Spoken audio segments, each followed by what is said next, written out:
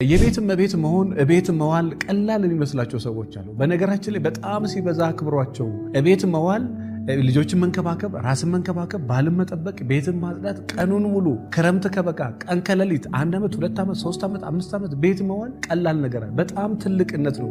ትዕግስት ይጠይቃል፣ ማስተዋል ይጠይቃል፣ ቻይነት ይጠይቃል፣ ራስን መግዛት ይጠይቃል፣ ታማኝነት ይጠይቃል። ይሄን ስላችሁ ግን ቤት የዋለ ሁሉ ታማኝ ነው ማለት አይደለም። ነገር ግን ቤት የምትውል ሴት ሲበዛ መደነቅ አለባት። ቤት መዋል አንዳንድ ወንዶች እንደ ተራ ነገር እንደ ዝም ብሎ ነገር ይቆጥሩታል። ኖ ቤት መዋል ቤትነት ቀላል እንዳይመስላችሁ።